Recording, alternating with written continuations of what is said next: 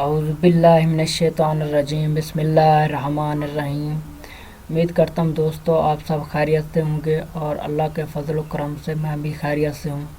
अच्छा, जैसा कि आपको मालूम है कि फाइनल टर्म जो है ना वो बहुत नज़दीक आ चुकी है, तो इसलिए मैंने सोचा कि आप लोग के साथ एक ऐसी फ़ाइल शेयर करूं जो आप लोगों के लिए भी हेल्पफुल हो और बाकी तमाम दोस्त जो इस सब्जेक्ट के अंदर पास नहीं हो सके उनके लिए भी हेल्पफुल हो।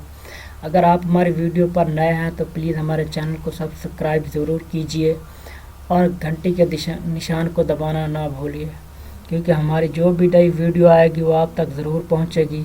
इससे आपको भी फ़ायदा होगा और हमें भी फ़ायदा होगा। तो चलते हैं, हमारा पहला क्वेश्चन है CS201 का फाइनल टर्म के लिहाज से। वो है in flow chart flow of control is represent by. Flow chart के अंदर फ्लो को जो कंट्रोल करता है उसे किस से ज़ाहिर किया जाता है? वो एरो के साथ ज़ाहिर किया जाता है। जैसा कि मैं आपको दिखाता हूँ एरो किस तरह से मतलब कि वो शो करते हैं। ये देखें, ये फ्लो चार्ट है हमारे पास ऐसे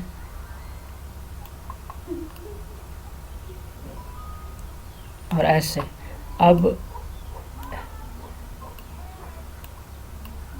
ये जो एरो का निशान है ऊपर और नीचे, ये हमें शो कराता है कि डाटा किस तरफ मूव कर रहा है।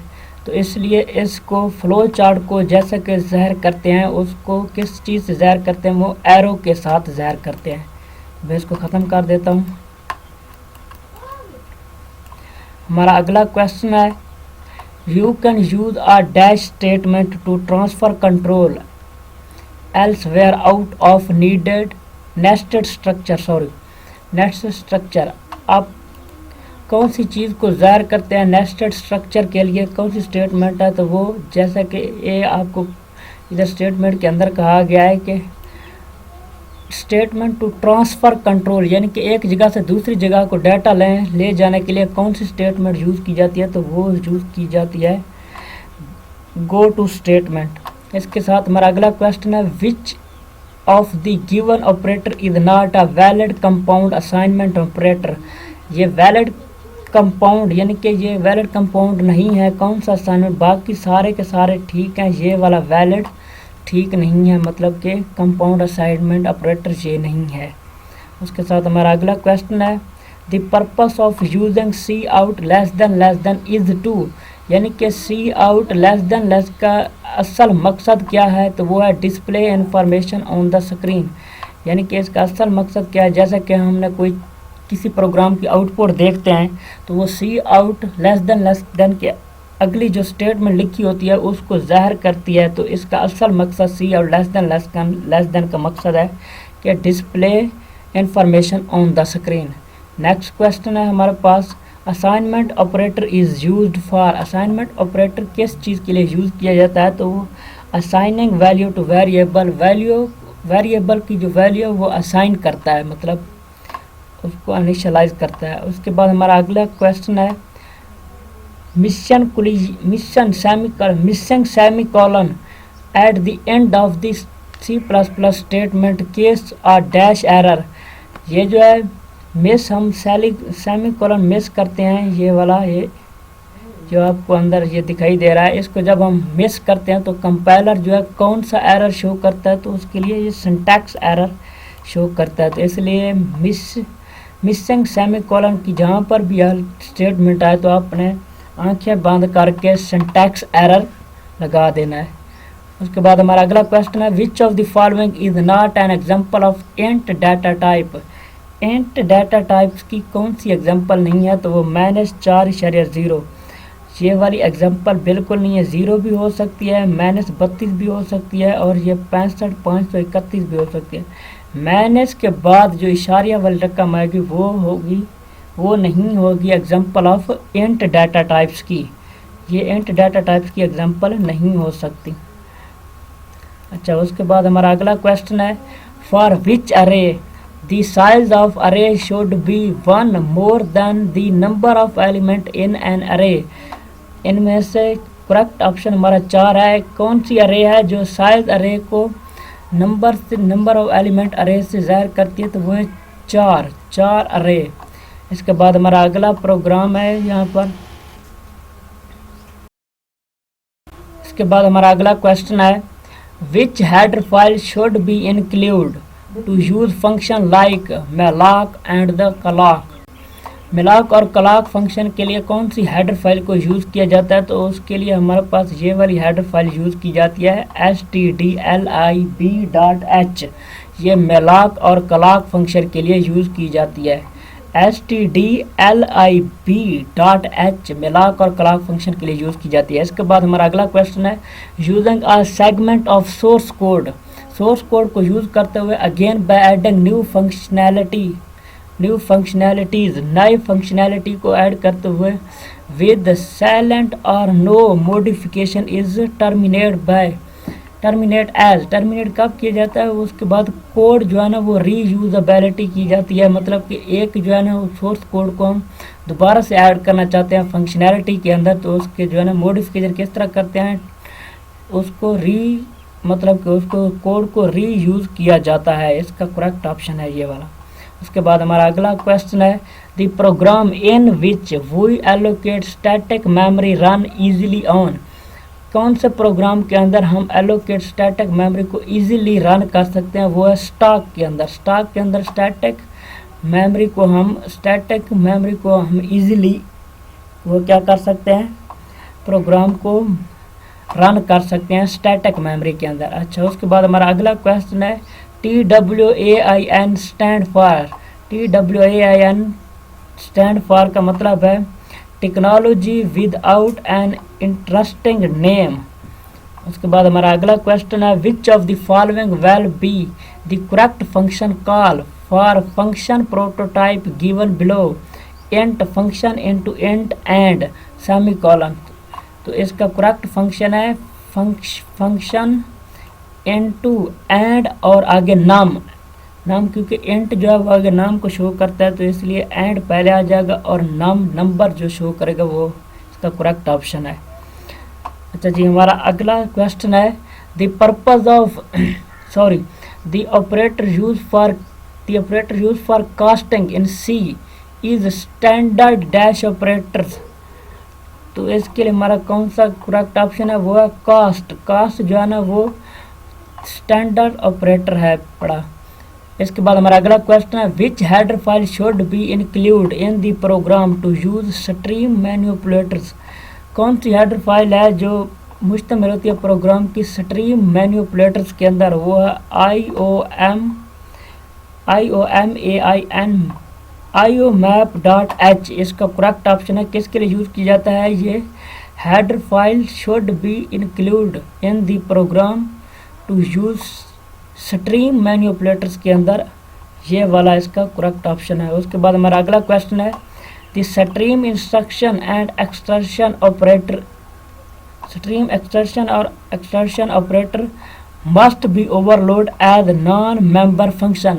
ज़रूर ओवरलोड किया जाता है नॉन मेंबर फंक्शन के अंदर।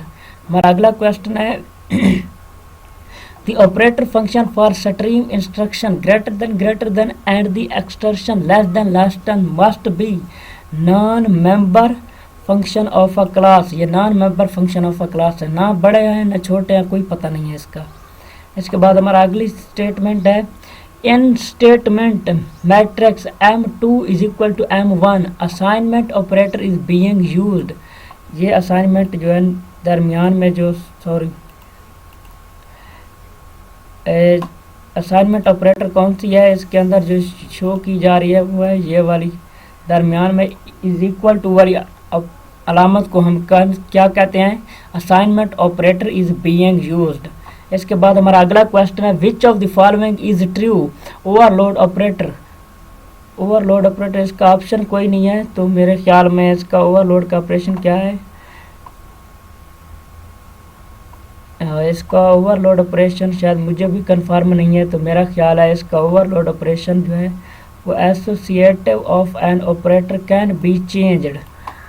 इसके बाद हमारा अगला क्वेश्चन है which of the following is true about, इसका भी नहीं लगा हुआ है, ये वाला क्रॉस कर देते हैं।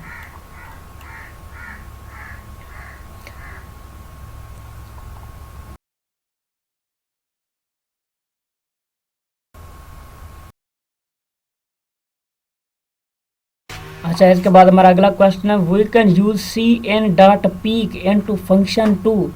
तो ये सी इन मतलब कि see the next character that we are going to got, मतलब कि जो हमने आगे इसको, इसका करेक्ट ऑप्शन ये वाला है पड़ा। अच्छा जी, उसके बाद हमारा अगला क्वेश्चन है the stream instruction and the stream extension operator are already overload for. कब ओवरलोड किए जाते हैं ये दोनों इंस्ट्रक्शन? तो वो user define as a built in data types के अंदर दोनों के दोनों ओवरलोड किए जाते हैं।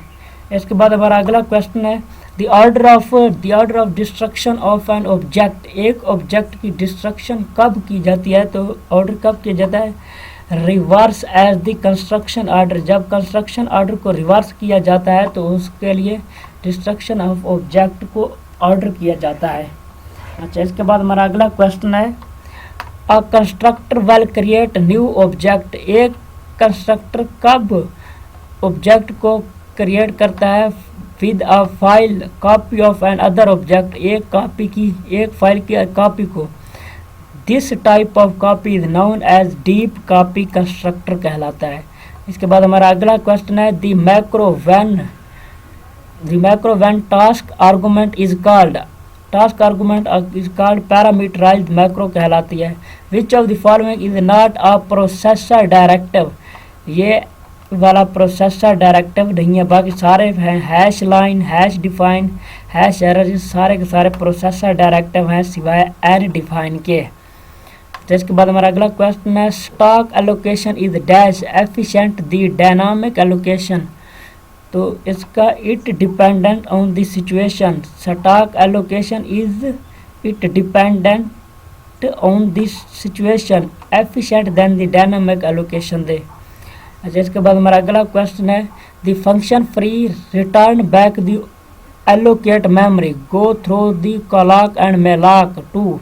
तो वो है हीप के अंदर इसको यूज किया जाता है फंक्शन को। हमारा नेक्स्ट क्वेश्चन है the constructor contain a return statement in its body the compiler will give. Syntax error देता है जब इसका कोई भी स्टेटमेंट को रिवर्स करता है तो उसके अंदर कोई ना कोई एरर ज़रूर होता है जब कंपाइलर कोई चीज़ रिटर्न करता है तो। अच्छा, उसके बाद हमारा अगला क्वेश्चन है new and delete are also used with dash and primitive data type we well as well. Sorry, new और डिलीट ऑपरेटर कब इस्तेमाल किया जाता है? जो क्लासेस और स्ट्रक्चर्स के अंदर। इसके बाद हमारा अगला क्वेश्चन है memory allocation at the run time is system resource and it is the responsibility of dash to allocate the memory. तो वो प्रोग्राम के अंदर किया जाता है। इसके बाद हमारा अगला क्वेश्चन है find class of the other class get dash access to dash they. तो उसका करेक्ट ऑप्शन है complete all data member and member function of a class they. इसके बाद हमारा अगला क्वेश्चन है while overloading new and delete operator we should take और that कब ओवरलोड किया जाता है? They should be overload for specific type instead of overloading globally. इसके बाद हमारा अगला क्वेश्चन है in case of dash default mechanism of function calling is calling by value. Variable जो है डिफॉल्ट मशीनिज्म है, जब भी कॉल करता है वैल्यू को कॉल करता है। उसके बाद हमारा अगला क्वेश्चन है a constructor has the same name as that of class. The class का कंस्ट्रक्टर नेम सेम होता है। उसके बाद हमारा आखिरी क्वेश्चन है the destructor for all the object in program is automatically called when. Destructor कब कॉल करता है ऑटोमेटिकली? तो वो जब प्रोग्राम को टर्मिनेट किया जाता है तब ऑटोमेटिकली कॉल करता है। उसके बाद हमारा इसका शॉर्ट क्वेश्चन है, ये देख लें what will be the value of given expression after evaluation of x is equal to 3 and y is equal to 3 दे। तो ये वाला आपने गूगल से सर्च कर लेना है। ये वाला क्वेश्चन भी है और इसके बाद ये वाला भी है we can initialise an object which is declared and constructor data member in other class। ये वाला सवाल और ये वाला, ये सारे आप लोगों ने देख लेने हैं। उसके बाद इसकी आउटपुट भी निकाल लेनी है। ये आपके लिए बहुत ही हेल्पफुल साबित होगा। तो इसके साथ हमारी आज का लेक्चर ख़त्म होता है। अल्लाह हाफ़िज़, इजाज़त दीजिए। अगर हमारी वीडियो अच्छी लगे तो प्लीज़ चैनल को ज़रूर सब्सक्राइब कीजिएगा और हमें अपनी दुआओं में याद रखिएगा। ओके, अल्लाह हाफ़िज़।